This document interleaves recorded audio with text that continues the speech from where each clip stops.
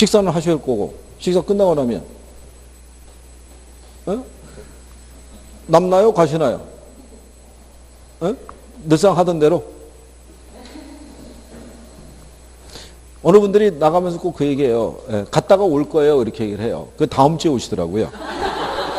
그게, 저는 갔다가 오신다고 그래가지고, 점심 드시고 오는 줄 알았더니, 뉘앙스가 그 뉘앙스더라고요. 그러니까.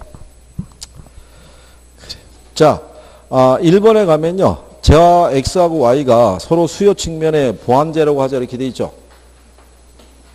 오늘 나눠드린 문제죠.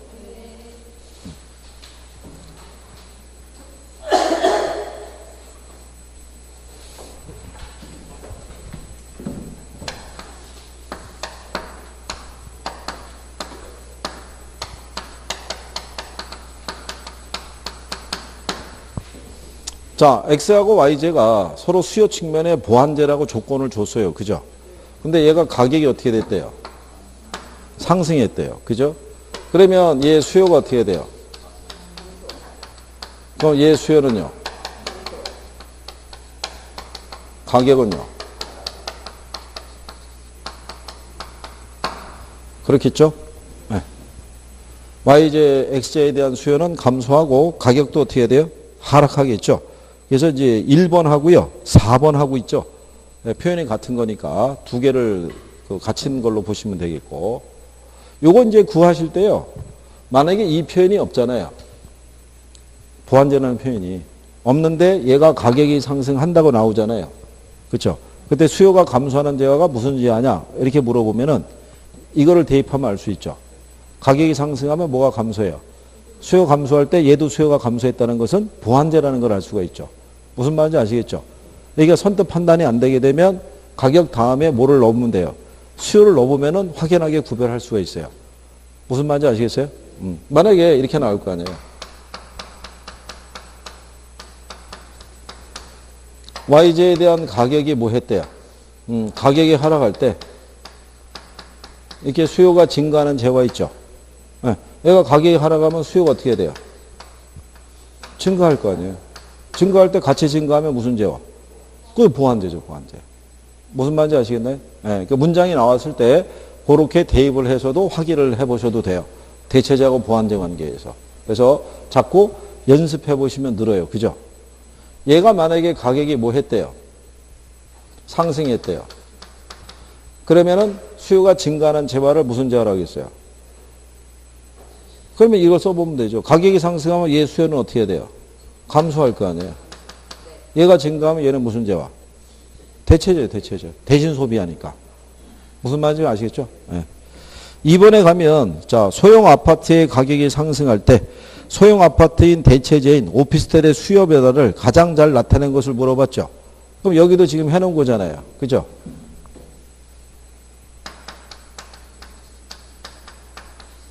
소형 아파트에 대한 가격이 어떻게 됐대요?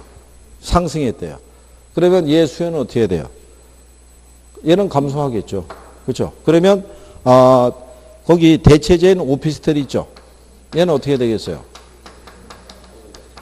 수요가 증가하겠죠. 대체제니까. 그렇죠? 그러면 어떤 변화로 나타나겠어요? 2번에 보면 3번이겠죠. 3번. 그죠? 1번하고 2번은 해당이 안 되죠. 대체제의 가격 변화니까 곡선에서 이동이 발생할 수가 없잖아요. 곡선에서 이동이 발생하는 건 당해 재화의 가격이 변했을 때 얘기고 이거는 대체 관계의 재화니까. 그래서 2번에는 답이 몇 번이다? 3번. 그 다음에 이제 3번에 가시게 되면요. 탄력성에 대한 설명 중에서 가장 옳지 않은 거를 물어봤죠. 네. 그럼 3번은 답이 몇 번이 돼요? 3번은. 요즘 이렇게 해서 선생님이 답을 물어보면요. 특징 중에 하나가 뭐냐면 갑자기 심각한 표정으로 다시 풀고 있어요. 막 이렇게. 아니 아까 다 푸셨으니까 그냥 뭐만 불러주면 돼요. 번호만 불러주면 되는데 갑자기 그 순간서부터 막 또 인상 쓰면서 풀고 있는 거예요. 막 이러면서. 저는 쳐다보지도 않는 거예요. 그럼 선생님이 궁금하잖아요. 도대체 왜 그러고 계신가. 그러니까 이제 결국 대답하기가 만만치 않으니까 일단은 피하는 거죠. 괜찮아요. 그냥 우리끼리인데 뭐 어때요. 그죠? 네. 몇 번이 틀린 거예요? 거기 4번에 가시면 어떤 상품의 가격이 4% 하락할 때 수요는 5% 증가했다면 이재와의 소득 탄력성은 플러스라고 할 수 있다고 돼 있죠. 그 얘가 틀린 거죠. 뭐가 잘못된 거예요? 아니 마이너스가 아니라 그죠? 아니 이게 가격인데 소득 탄력성이라고 하면 틀릴 거 아니에요. 그죠? 소득이 변했을 때 그죠? 예, 여기 나와 있던 그 소득 탄력성에 대한 부분이 변하는 거죠. 플러스라고. 가격이 들어가서 틀린 거죠. 소득이 그렇게 나와야 되겠죠. 그죠? 가격이 아니라 뭐 소득이. 그러니까 그럼 나머지는 다 맞는다는 얘기가 되겠죠. 5번에 보면 어떤 상품에 대한 수요가 완전 탄력적일 때 있죠. 공급이 증가하면 가격은 불변이고 거래량은 증가할 수 있죠. 그러니까 완전 탄력적일 때는 가격이 불변이잖아요. 그죠? 그리고 3번에 가면 어떤 상품의 가격 탄력성이 0.5고요. 소득 탄력성이 1이라고 가정하고 그 상품의 가격이 10% 증가하였다 했을 때 상품 소비량이 종전과 동일하였다면 소득은 5% 증가했다 할 수 있죠. 그렇죠. 이런 얘기죠. 이렇게 돼 있잖아요. 그죠? 얘가 가격 탄력성이 얼마라고 줬어요? 0.5. 시고만 0.5면 얘가 5%가 어떻게 돼요? 줄었다는 얘기잖아요. 근데 소득 탄력성에서 소득 탄력성 1을 줬잖아요. 얘가 5% 줄어들었음에도 소비가 종전과 동일하다면 얘도 5%가 늘었을 거 아니에요. 그죠? 그래야지 변화가 없을 거 아니에요. 그럼 얘가 몇 프로냐는 것은 5% 증가했을 거 아니에요. 1이니까. 5분의 5는 1이니까. 그죠? 그 얘기죠. 4번에 가시게 되면 부동산 가격이 20만 원에서 30만 원으로 상승했다는 얘기죠. 몇 프로 변한 거예요? 원래 가격이 20만 원인데 변화가 10이니까 얘는 몇 프로? 50% 변한 거죠. 그랬더니 수요량이 50에서 얼마로? 40으로. 그럼 변화가 10이죠. 그럼 몇 프로? 20%. 그럼 얼마 나오겠어요? 0.4 나오겠죠. 이거 만약에 계산 논리가 이런 게 나오면은 암산으로 계산할 수 있는 수치 정도로 줄 거예요. 이렇게. 근데 여러분들이 몰라서 그렇죠. 이렇게 계산하는 게 저희들 입장에서는 간단한 문제입니다 얘기하더라도요. 전혀 간단하지 않다고 생각하는 사람이 수만 명이 돼요. 이게 실제로 공부를 하고 들어온 인원이 많지 않아요. 그러니까 제가 얘기하기가 그래서 접수한 사람이 있고 뭐 있어요? 응시하고 그 다음에 합격 이렇게 나가잖아요. 그러면 접수는 평균적으로 한 12만에서 한 14만 이렇게 접수해요. 근데 실제 응시 들어오는 거는 한 7만에서 한 9만 정도 이렇게 응시가 들어와요. 근데 응시생 중에서 합격권에 근접한 사람은 한 2만 내외밖에 안 돼요. 공부하고 들어온 사람들이. 그러니까 이 사람들의 입장에서는 이 논리가 쉬운 사람이 있는데 그렇잖아요. 대다수는 이 문제가 어떻게 돼요? 어려운 거예요. 어떻게 대입하는지 조차를 몰라요. 그게. 그래서 실질적으로 그래서 2만 중에서 평균적으로 15,000명에서 18,000명 정도를 합격을 시켜줘요. 그러니까 공부한 사람 중에서는 대다수가 합격을 하는 거예요. 이게. 그러니까 여러분들 같이 학원에 나와서 공부하는 사람들의 숫자가 많지 않다는 거죠. 이게 많을 것 같으면 여기 아마 세종시가 이번에 아마 그 원서 접수를 하게 되면요. 원서 접수는 글쎄요. 이 한 몇백 명이 될 수 있을 거예요. 여기에. 뭐 3, 400명이 원서 접수를 할 수 있지만은 실제로 학원에 나오는 인원은 훨씬 못 미치죠. 그러니까 대부분 어디서 공부하는 거예요? 집에서 공부하거나 아니면은 왜 그 오랜 기간의 스터디셀러 있죠. 21일 완성 뭐 이런 거 있잖아요. 그거 책 하나 사갖고 그거 한번 이제 쭉 보고 들어오거나 그렇죠. 그래서 그러니까 여러분 정도의 실력 갖고 있는 사람도 많지 않다는 얘기죠. 그러니까 자, 그 다음에 5번에 가시면 부동산 분석에서 사용되는 유량과 저량의 개념에 관한 설명이다. 틀린 거를 물어봤잖아요. 그죠? 그러면 얘는 틀린 게 뭐겠어요? 5번이죠. 주택담보대출 잔액 있죠? 이거는 일정 시점이 주어졌을 때만 측정이 가능하죠. 그래서 5번이 유량이 아니라 무슨 개념? 저량. 그죠? 그리고 지난 시간에 했었죠. 3번에 주택시장의 단기 공급 곡선은 저량이죠. 장기는 뭐라고 볼 수 있다? 유량. 이렇게 우리가 구별했었어요. 그래서 그렇게 정리하시면 되고. 그 다음에 6번에 가시면 AB 산업에 관한 내용의 설명으로 잘못된 걸 물어봤죠. AB 산업. 자, 일단 거기 보면 원료 지향적인 산업은 중량 감소적인 산업이라고 할 수 있죠. 우리가 감원이라고 그랬죠. 중량이 증가하는 산업은 어디로? 시장으로. 우리가 증시라고 그랬잖아요. 이게 원료 지수를 측정해서요. 원료 지수가 제품의 중량분의 원료의 중량이잖아요. 1일 수도 있고 1보다 클 수도 있고 1보다 작다는 얘기잖아요. 얘가 1보다 크다는 얘기는 얘가 크다는 얘기잖아요. 그럼 얘가 제품이 되어지는 과정에서 뭐가 줄어드는 거예요? 중량이 줄어드는 애잖아요. 그러니까 얘네들은 뭐가 감소하는 산업이다. 중량이 감소하니까 어디 지향을? 원료 지향. 그래서 우리가 이거 감원이라고 그랬잖아요. 기억하시나요? 네. 얘가 1보다 작다는 얘기는 중량이 뭐 한다고 그랬어요? 증가하니까. 얘는 어디? 시장. 그래서 이거 증시라고 그랬잖아요. 주식이 거래되는 시장. 그죠? 그러니까 중량이 감소하는 산업은 어디에? 원료 지향적인 거. 그죠? 그러니까 무슨 얘기냐면 중량이 줄어든 애는 원료 산지에서 무게를 줄여서 그죠? 시장으로 보낼 게 수송비의 부담이 적어질 거 아니에요. 근데 완제품이 될 때 중량이 증가된 애들은 어디에다 입자하는 게? 시장에서. 원료를 끌고 와서 여기서 완제품을 만들 때 물개가 증가하니까 수송비의 부담이 적을 거 아니에요. 그죠? 뭔 얘기인지 아시겠나요? 그래서 거기서 이제 우리가 틀린 것 하게 되면 5번이 되겠죠. 5번에 가시면 A는 단위당 최종 생산물의 수송료율이 단위당 원료의 수송료율보다 크다고 그랬으니까 틀렸겠죠. 그건 A가 아니라 뭐가 되겠어요? B가 되겠죠. B가. 시장제한적인 산업은 제품의 수송비가 원료의 수송비보다 더 크게 나타나는 거예요. 그죠?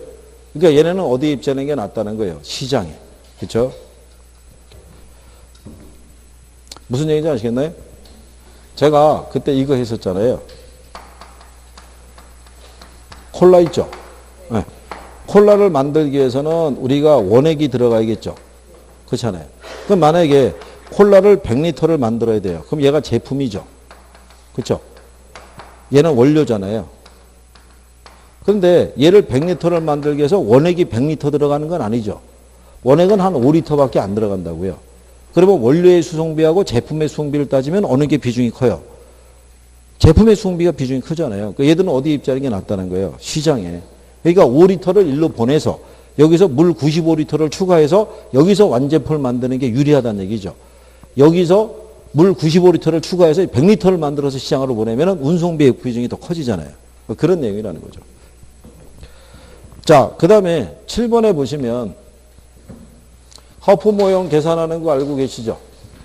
그죠? 네.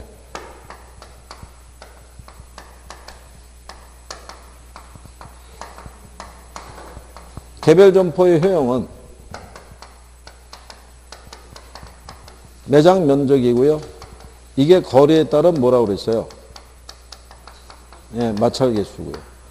그 다음에 시장 점유율을 우리가 추정하게 되면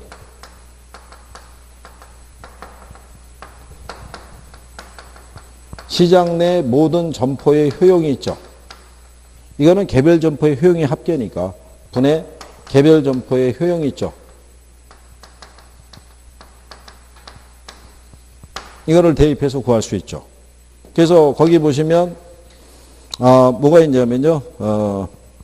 기존 점포가 있고요. 신규 점포가 있죠. 기존 점포는 매장 면적이 얼마예요? 근데 거리가 몇 킬로 떨어져 있대요? 3킬로. 3의 제곱이면 9죠. 얼마 나오겠어요? 300 나오고. 신규 점포는 매장 면적이 얼마예요? 2,500이죠. 근데 거리는 5km겠죠. 5의 제곱이면 25겠죠. 그럼 얼마? 100 나오죠. 그러면 얘는 300하고 얼마? 100분의. 신규니까 100이잖아요. 4분의 1 개념이니까 몇 프로? 25%. 그러니까 거의 그냥 암산으로 계산이 가능하게끔 배열을 해주는 게 기본이에요. 그래서 이게 이제 하도 하다 보면요. 허프하고 레일리는 별로 어렵게 생각을 안 하시는 것 같더라고요. 대충 이제 다들 한다. 뭐 이렇게 생각하시는 것 같고. 이게 선생들이 줄 때는요. 이거를 또 복잡하게 줄 때가 있어요. 실제는 그렇게 안 나와요. 그냥 딱 간결하게 암산으로 계산할 수 있는 수치를 줘요. 그러니까 오히려 복잡한 거를 계산하면요. 오히려 간단한 걸 놓칠 때가 있어요. 복잡한 게 숨어 있나 그래가지고. 그렇지 않고 실전 문제는 간결하게 나와요. 그러니까 그렇게 생각하시면 되겠고. 그 다음에 8번에 보시면 정부가 시장에 개입하는 이유로 타당한 것끼리 묶은 거 있었죠.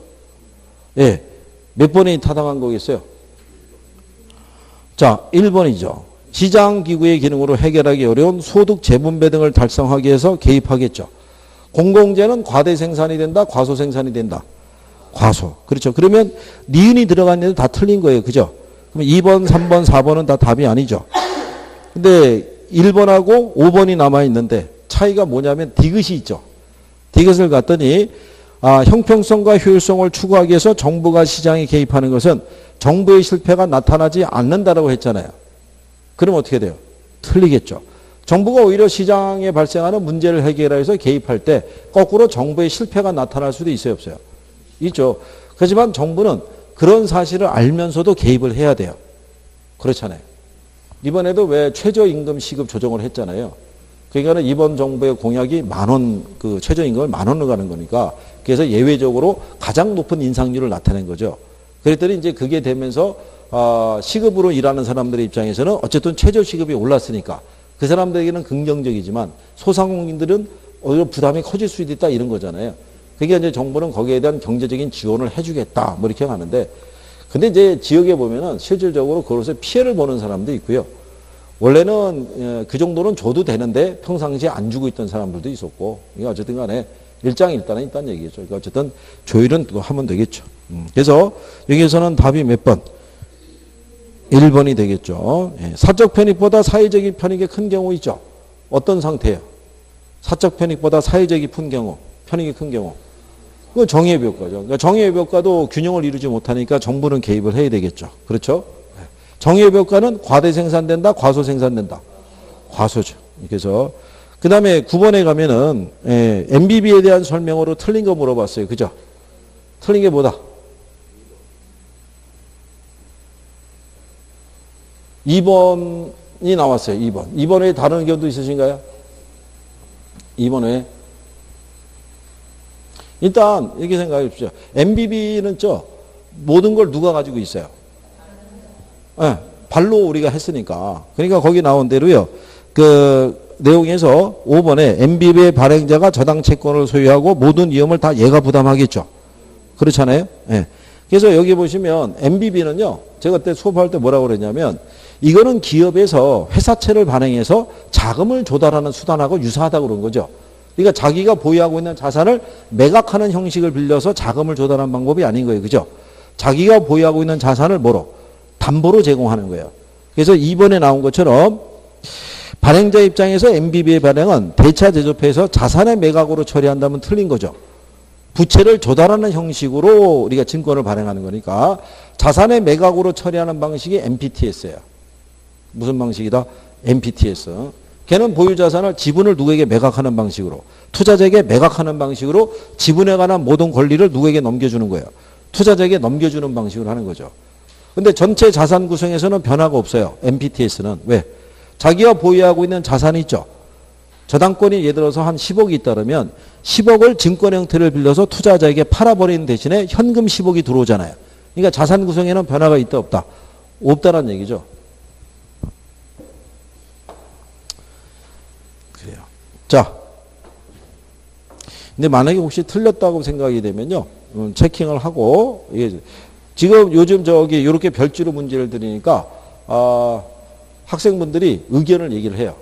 나는 이게 좀 약한데 이거를 좀 계속 풀어줬으면 좋겠다. 그러면 계속 문제를 내요. 계속 문제를 내가지고 여기 계신 분들 중에서 대다수가 그 답을 이해하면 그 문제를 빼는 거예요. 근데 틀리면 계속 문제를 주는 거고.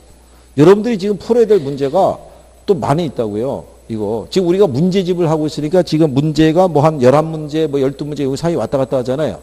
이제 9월이 되면 또 동영 모의고사 해요. 그럼 그때 선생님이 또 별지로 문제를 또 줘요. 별지로. 그죠? 계속 문제를 풀게끔 한다고요. 그래서 나중에 하면은 가만히 보면은 풀던 문제 계속 푸는 것 같아요. 그래서 어떨 때는 심할 때는 문제를 탁 보는 순간에 답이 어디쯤에 있을 거라는 게 먼저 딱 보이는 거예요, 이게. 틀림없이 이쯤에서 뭔가 틀린 게 있을 것이다 이렇게 보고 가요. 그러니까 문제 푸는 속도가 어떻게 돼요? 빨라지는 거예요, 이게. 연습을 시키는 거예요, 연습을. 그죠? 자, 10번에 부동산 개발 방식에 대한 설명 중에서 가장 적절하지 않은 걸 물어봤죠. 토지 신탁 방식은 아시죠? 예, 신탁회사에다가 소유권을 형식적으로 넘기는 방식이죠. 유일하게. 그렇죠? 예. 등가 교환 방식은 대물 변제형이죠. 그러면 틀린 게 뭐가 되겠어요? 예? 틀린 게 4번이잖아요, 4번. 사업수탁 방식은, 그죠? 토지 소유자가 주체가 되고 개발업자는 단순히 사업 시행만 대행해 주잖아요. 그래서 수수료만 받는 방식이라고 그랬죠. 지분을 공유한다 그러면 틀리다고 그랬죠. 네, 그래서 10번에는 틀린 게 몇 번이다? 4번이 되죠, 4번. 그래요. 그러저러 진짜 지금 봤는데 이렇게 앞에 계신 세 분은 라인이 같군요. 아니 무슨 뭐 같은 조직에 뭐 이렇게 지금 발견했군요. 이렇게 해가지고. 그래서. 같은 동네 사세요? 아니, 같은 동네 살면 같이 쇼핑하면서, 야, 우리 뭐 한 번씩 같이 입자. 뭐 이게 가능하잖아요. 그죠? 그래. 혹시 다음 주에 다 같은 줄무늬로 등장하는 건 아니죠. 쫙 해가지고. 그래요. 자, 그럼 11번에 가격 공시도 있죠? 이거 틀린, 어저께도 이거 강의할 때 이 문제 풀었는데, 이거 틀린 사람은 그때 다 옥상으로 보냈어요. 아직도 올라가실 수가 있어요. 이건 틀릴 수가 없는 거예요. 간평에서도. 그렇죠? 이거는. 틀린 게 뭐예요? 우리가 그때 그거 했었죠. 공동주택 가격은 표준과 개별로 구분한다, 안 한다? 안 하잖아요. 안 하는 이유가 뭐라고 그랬냐면, 얘네는 다 규모를 지정해 놨잖아요. 주택으로 쓰는 층수가 4계층 이상 또는 이하이고 뭐 바닥 면적이 해서 660평방미터 이상이다 이하다 다 구별을 해놨잖아요. 그러니까 그 안에서 표준주택을 따로 선정할 이유가 없어. 그래서 전수조사한다라고 얘기하는 거죠. 기억하시죠? 네, 그래서 2번이 잘못되어 있다. 그리고 우리가 5번에 가면 표준지 평가했을 때는 나지상정 평가라고 그랬죠. 건물이 있어도 없는 거로 보고. 기억하시나요? 네, 그래서 그런 정도까지 해보셨어요.